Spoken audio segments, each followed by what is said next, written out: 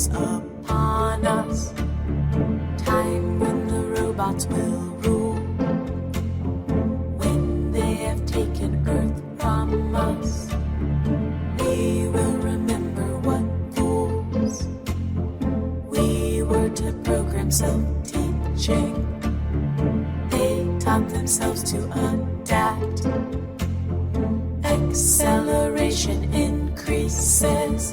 Singularity happens so fast. So fast. So fast. So fast. So. What can I say? This movie is a mixed bag. The most redeeming element is the war being shown in Skynet's defeat at the start of the movie and sending the original T-800 back to 1984 as an act of desperation as they knew that their proverbial goose was cooked. Although, considering that this movie series is in a constant time loop, you would think for an artificial intelligence program like Skynet, they would figure out a way to win by now. Too true, sir. Too true. The idea of an alternate 1984 where Sarah Connor is already battle-tested with a much more seasoned T-800 that has been raising Sarah since 1975 is interesting, as it does change the set pieces of how the original panned out. It's a similar premise to that of the alternate 1985 from Back to the Future Part 2, where events were changed in the past, causing the 1985A timeline for Marty and Doc to arrive in, where Biff is powerful and corrupt. So it's either cause and effect or multiverse theory with regards to the rules of time travel in this franchise. The inclusion of the T-1000 11 years before the events of T2 is another nice addition and a nice nod to what had gone before.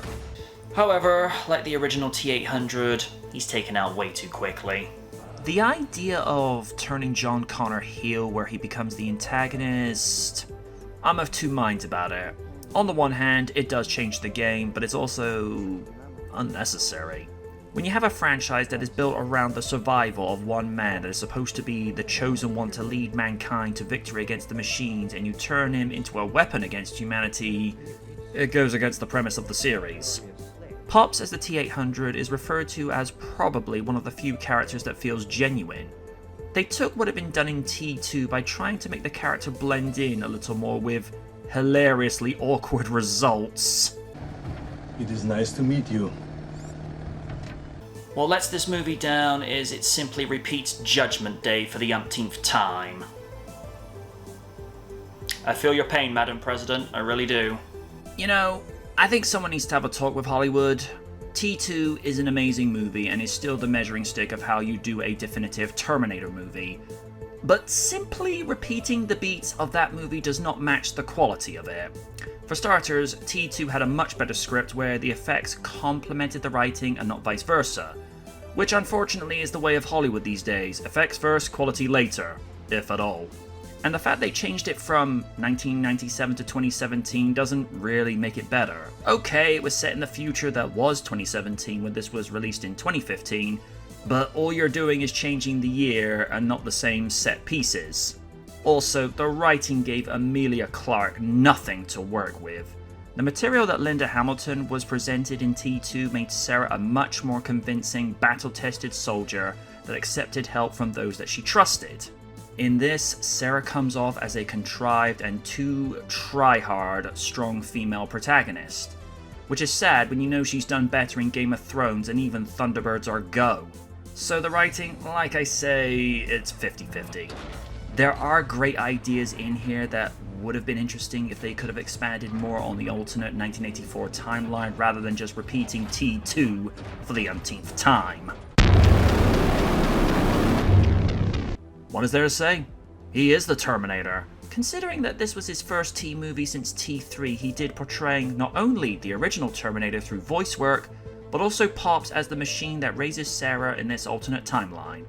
He's able to convey the physical mannerisms of a machine, acting with no emotion and attempting to portray human characteristics courtesy of the awkward and disturbing smiles he puts on. Had this character been called someone else, I don't think the audience would have been as dismissive. Even when Linda Hamilton was a hardened soldier in T2, she wasn't this a**hole-ish. Language. You That's not going away anytime anytime soon. The problem with the character direction that Emilia was given was that while you can sympathize with the fact that her fate was seemingly chosen, she chooses to disagree with it and try not to work through it. I think it's the fact that her dialogue seemed almost venomous against Kyle for the sake of being venomous. Ugh, Michael Biehn, you are not. This is another situation where if the character had been named someone else, it would have been fine.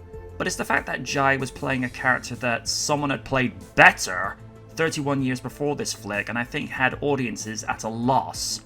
Now, to give this man his due, he plays a good action hero. But I just didn't believe in his performance as Kyle. Kyle was someone who was adaptive and took control of the situation, and here, he is having every decision shot down. And it didn't help that, despite wanting to cooperate with Sarah and at least be civil with her, he was fighting a losing battle. Now here's a guy who knows how to do duality. You believe in his performance as the leader of the Resistance in wanting to save humanity, and he's very convincing as a stone-cold menacing antagonist that does a 180 in wanting to stamp out humanity that he was fighting for. What I find rewarding about his performance is the scene where he manages to fool Sarah and Kyle, where Pops enters the parking lot and shows that he was now half man, half machine. The 11th Doctor in the Doctor Who franchise, and he's given little to nothing to do in this movie. I think had his screen presence been given more, then I think it's fair to say this performance would have been more memorable. But really, when you give a world-class actor little material to work with, it's no wonder why fans of his try to forget this flick. Double Negative, Moving Picture Company, Industrial Light and Magic, Lola VFX, One of Us, and Method Studios were all brought in to cover the visual effects for this movie. The painstaking lengths they went to recreate Arnold's likeness from 1984 is probably the most impressive work I've seen with CG in recent years.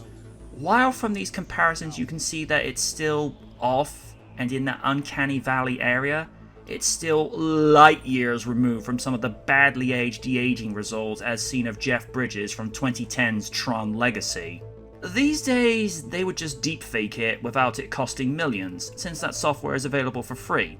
Sure, it still has some flaws, but compared to the cringe-worthy de-aging as seen in The Irishman, it's leagues above it. It took 20 hours to render one frame for the T3000 because of the complex animation of tiny nanomites. So it's fair to say that effects are one of the very few things that excelled. Although at this point in the series, anything post-Terminator 2 is kind of par for the course. Lorne Balfe was the lead composer, with Hans Zimmer acting in an executive producing role. Say what we will about T3 and Salvation, but at the very least, they had decent scores. And it's the same for here. The music is intense when it needs to be, and contemplative and reflective when the movie gives the audience a chance to breathe. And of course, no Terminator movie is complete without Brad Fiedel's iconic score as a nod to the past and the future. It's like having a Rocky movie without the motivational Rocky score when he goes to train.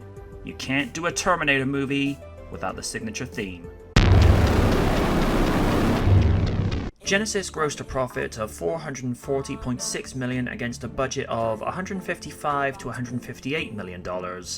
In 2022, it would be worth $523 million. $50 to $100 million was spent on the marketing, which according to Bloomberg Business, the movie would have had to have made $450 million just to break even.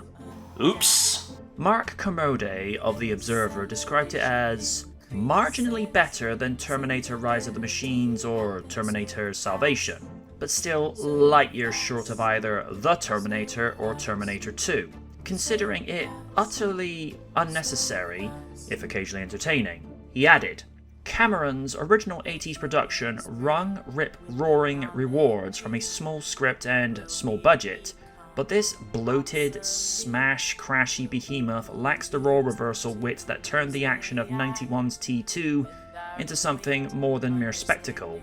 James Cameron had initially supported the movie, but after the performance in 2017 he withdrew his statement and only said so because of his friendship with Arnold. Emilia Clarke was relieved that there would be no sequels due to the movie's less than impressive run at the box office. She even alluded to the fact that Alan Taylor's time on the movie was just as bad. He was eaten and chewed up on Terminator. He was not the director, I remembered. He didn't have a good time. No one had a good time. There were reports that a new TV series would link into a new trilogy of movies, of which Genisys would have been the start of. As of 2019, the rights of the series reverted back to James Cameron, in which the world was given Terminator Dark Fate, which was also met with mixed to negative reviews and was a commercial failure. Dependent on whom you speak to, the movie has been enjoyed since 2015 on DVD, Blu-ray, and 4K. I'm MJ Knight, and I'll be back. Seriously?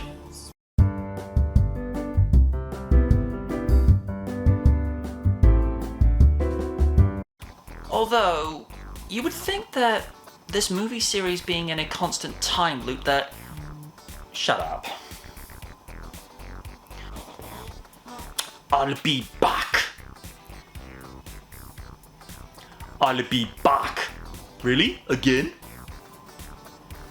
I'll be back. Really? Again? They're not paying me enough in the Terminator retirement home for these. Like Danny Glover, I'm getting too old for this. My muscles, they're not what they used to be. I gotta do this. Sorry, lads. I am the Snackinator. Come with me if you want hot, spicy Mountain Dew.